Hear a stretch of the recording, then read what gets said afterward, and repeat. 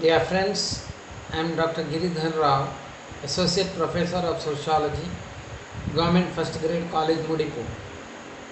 Today, I am going to talk about the theories of social change. It is one of the topics for study for the first year BA degree students of Mangalore University. It has been said that nothing is permanent in this world except change, because change is the law of nature. Everything undergoes change over a period of time. Our dress pattern, food habits, modes of transport, our interests, behavior, so all are subject to change. However, all these changes need not be social change. Changes taking place in our social relationships, social institutions, structure of the society, cultural symbols, norms, values, social order, etc. are appropriately called as social change. Social change does not take place in a haphazard way. Instead, they follow certain patterns. Several factors are responsible for social change. Sociologists have attempted to explain how the process of social change works. These attempts are found in the form of various theories. So now let us study what is a theory and what are the theories of social change. A theory is a set of ideas or propositions which claim to explain how something works.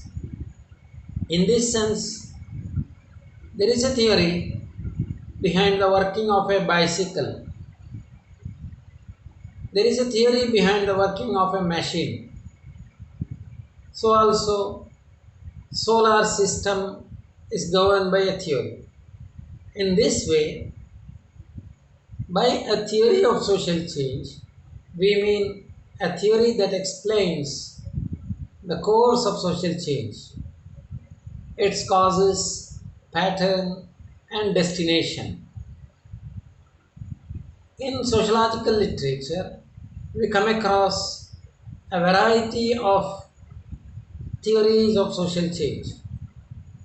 Important theories that we are going to briefly study in this lecture are the linear theory, the cyclical theory, the functional theory, and the conflict theory.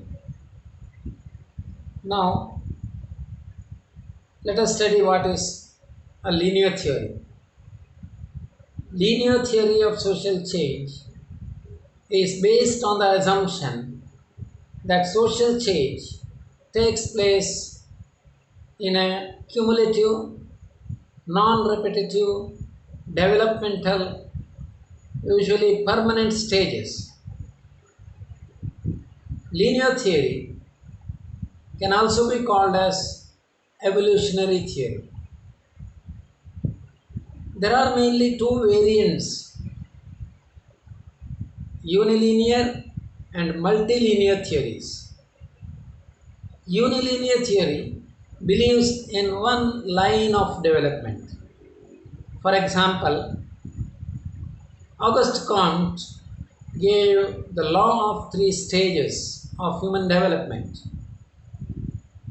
He identifies theological as the first stage of human development, in which people try to find explanation to every phenomena in religious or theological sense.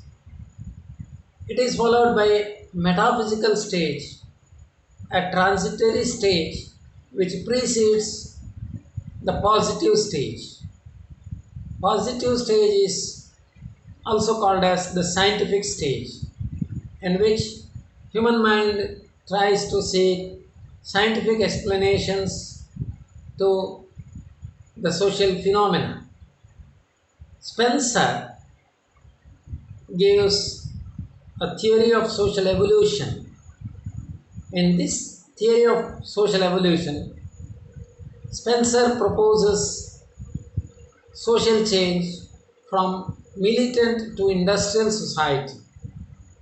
In another line of reasoning, Spencer proposes that all societies start from the simple stage of existence to different levels of complexities. Multilinear theories of social change hold that changes can occur in several ways and does not inevitably lead to the same direction. One such multilinear theory is that of Gerald Lenski. Lenski proposes macro stage theory or historical development of societies. In this theory, he proposes stages like hunting stage or gathering stage, followed by pastoral and horticultural stage, agricultural and industrial stage.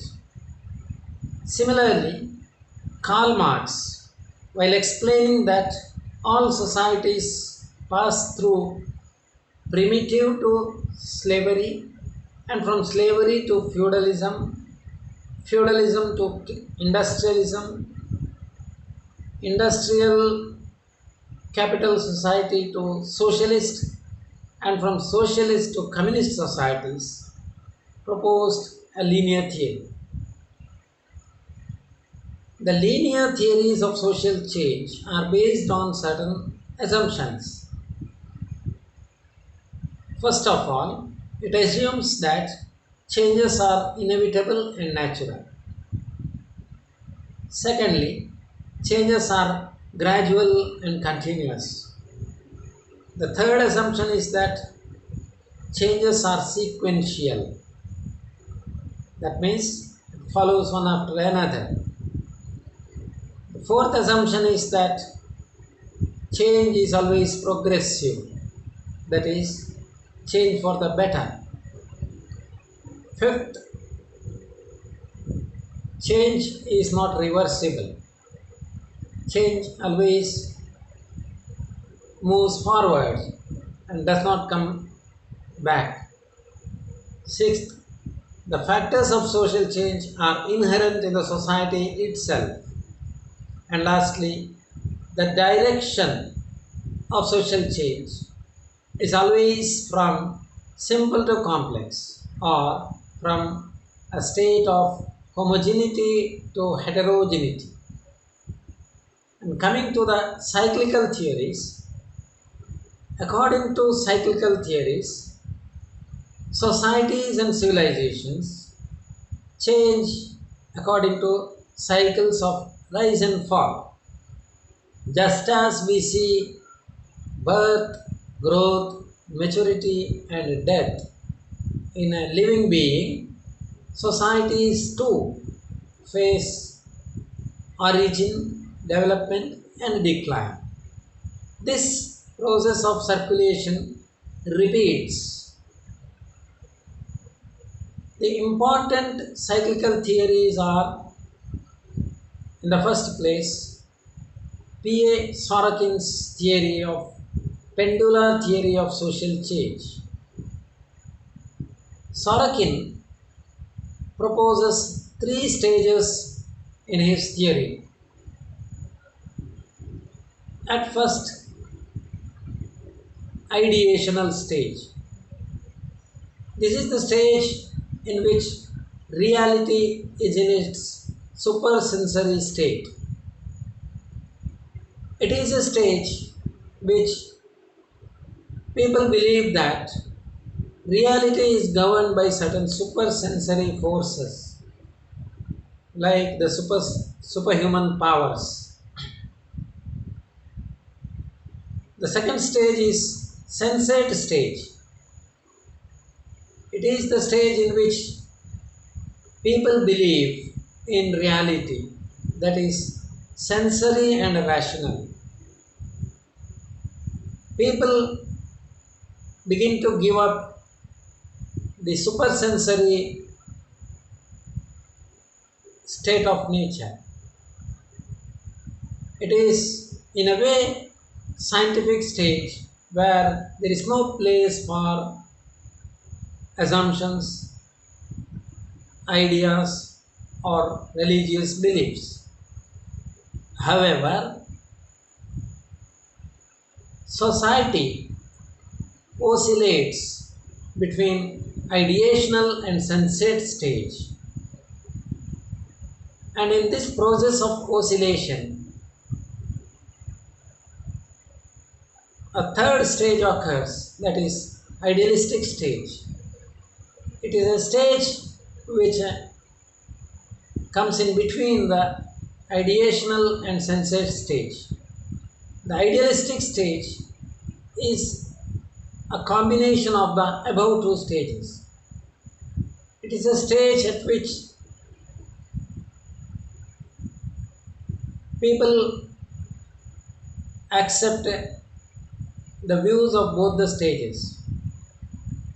It is one in which arises out of crisis, out of inability of either of the two stages to give explanation to the phenomena. For example, in the present situation of COVID-19 pandemic, the science seems to be unable to explain or solve the situation.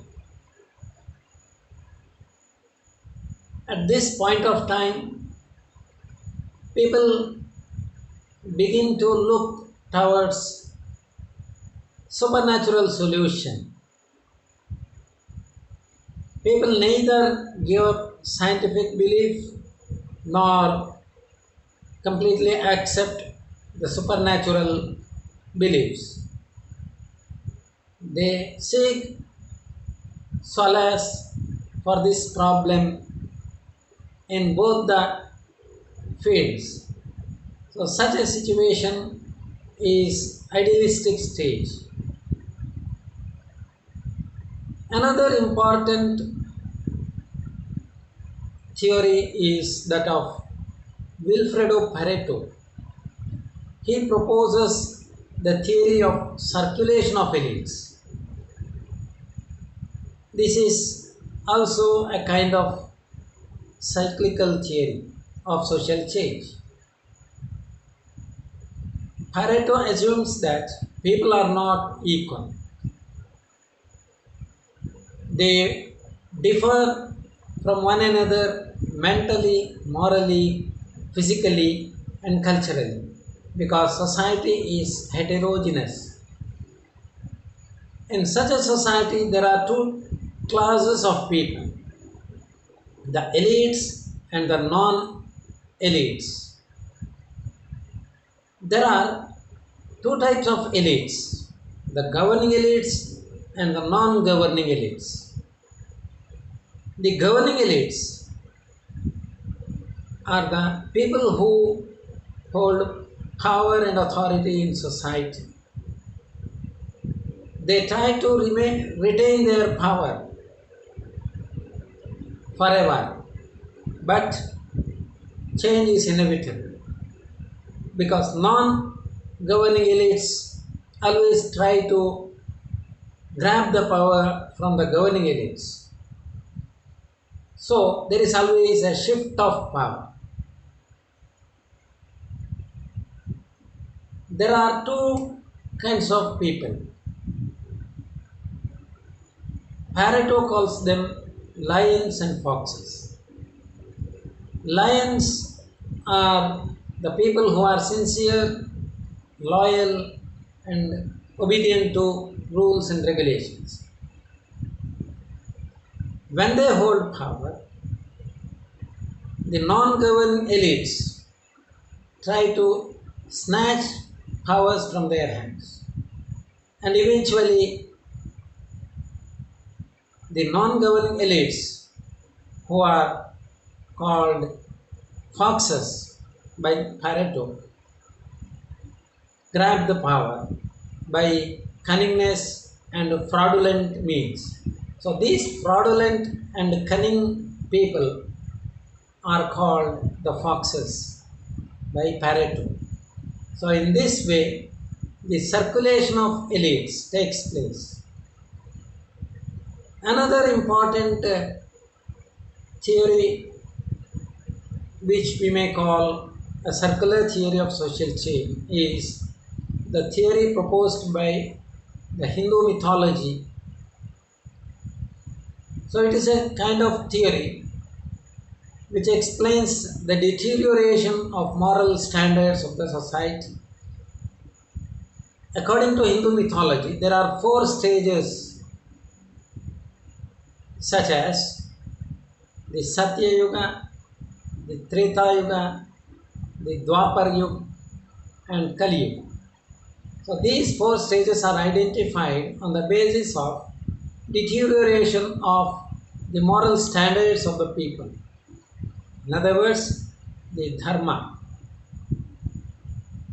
So in Satya Yuga, there is approximately 100% moral standards among the people. And as the moral standards deteriorate, the society enters into the next stage, and ultimately it passes through Treta Yuga, Dwapar Yuga, and Kali Yuga.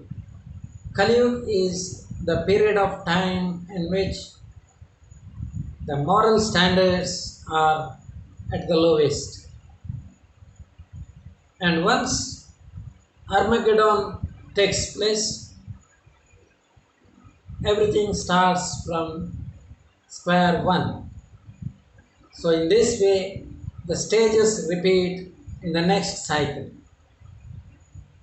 Now, coming to the functional theory of social change. Functional theory is one of the most influential theories of social change in sociology. It is based on certain assumptions. First of all, it assumes that society is a system. It is a system like an organism. Secondly, there is functional interdependence among the parts of this system.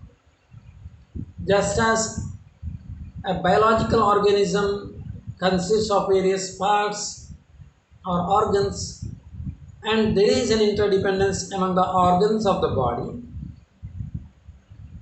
so also society is a system of social organs, and there is a functional interdependence among the parts of the society. The third assumption is that social system is in a state of equilibrium, wherein each part performs its function in association with other parts.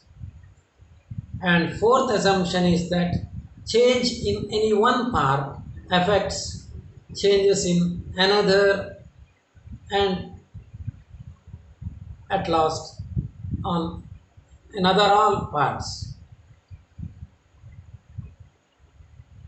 Durkheim's theory of social change is one of the most important functional theory of social change. He believes that society is in a state of equilibrium. It is a system of interrelated parts. No part can function without the other parts. The parts make up the whole. If one part changes, it has an impact on other parts as well as on the whole. Society is in a state of solidarity, and the solidarity prevails on account of division of labor. There are two types of solidarities. The basis for which is the division of labor in society. Durkheim identifies two types of solidarity: the mechanical and the organic solidarity. Mechanical type of solidarity prevails in simple, homogeneous, and traditional societies.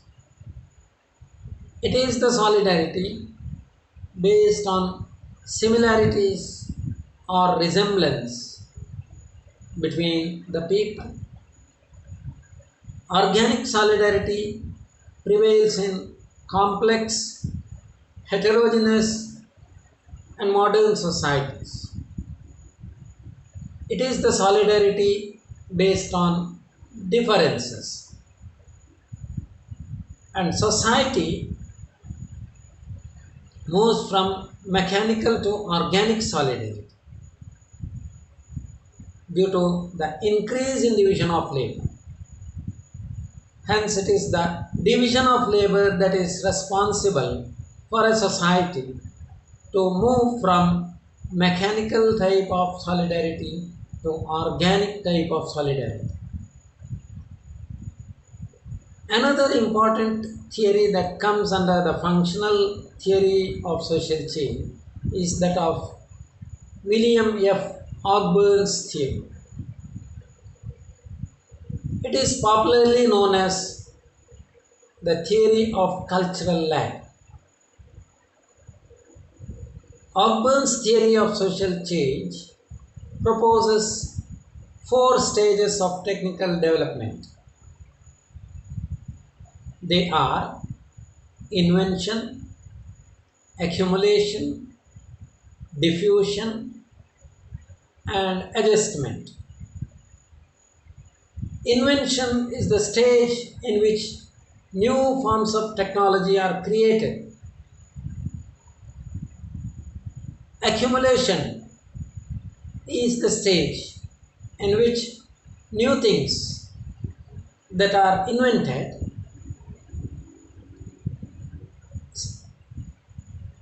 more rapidly than the old ones are forgotten.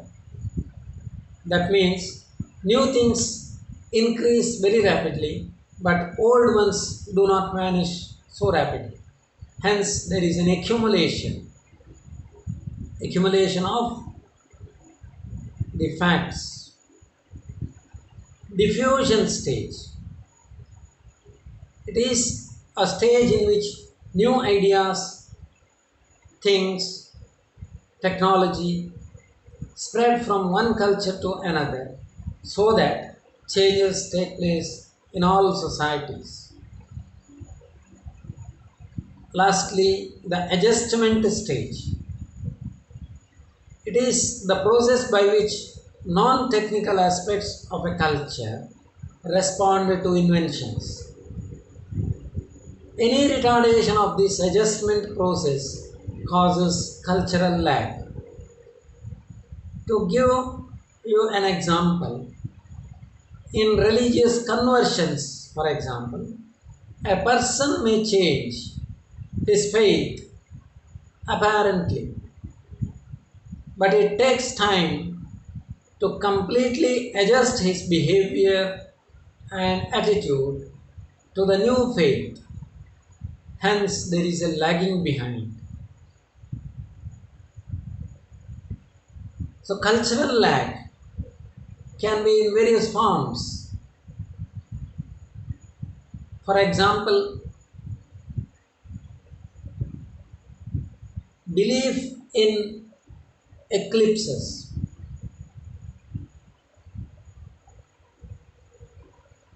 Earlier, people used to believe that eclipses are a supernatural phenomenon.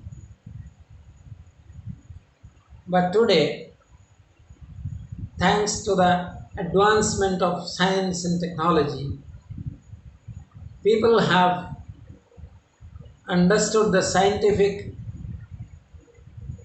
rationality behind eclipses. Even then, people knowingly follow the scientific explanations, yet are unable to give up their supernatural beliefs about the phenomenon. So there is a cultural lag. So it can also be found in social groups, communities, and also between generations. The cultural lag can be found between rural and urban communities. The urban communities may advance more than the rural communities in the same social system. Similarly,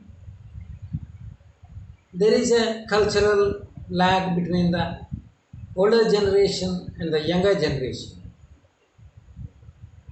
To give you one more example, in the erstwhile process of westernization, Brahmins were the first to embrace the process, while other castes lag behind to embrace the process of westernization. So it is a kind of lagging behind of one community over the other. Now, coming to the conflict theory of social change.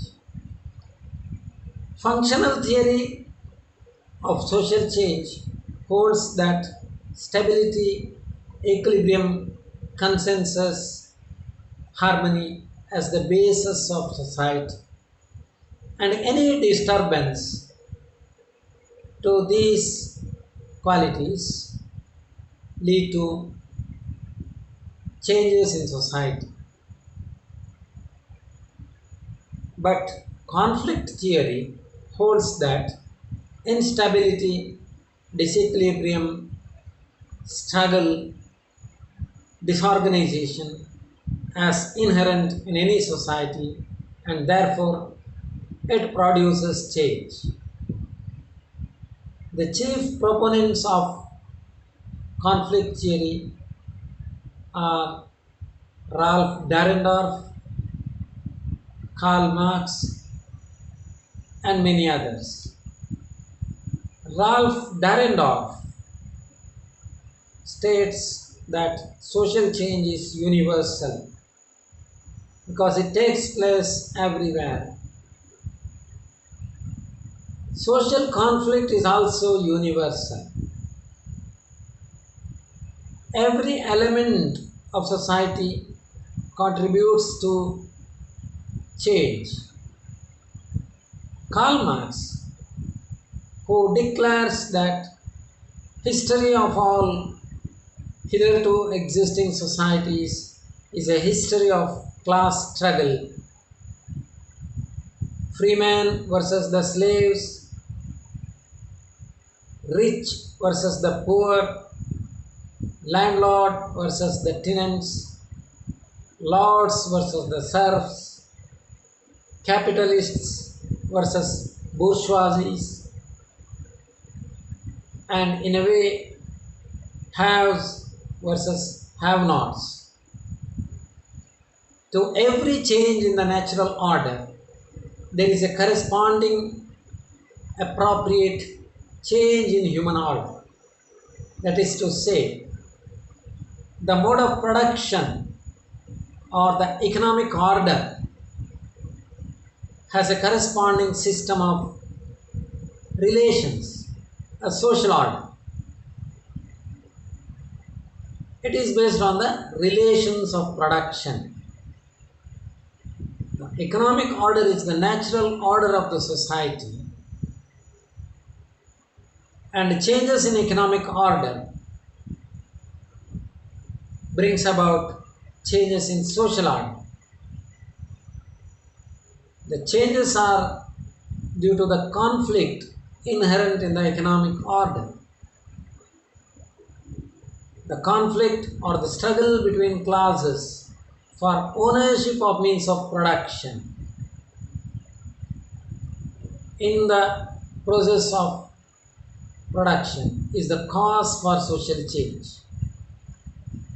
In this way, conflict theory stands in opposition to functional theory of social change.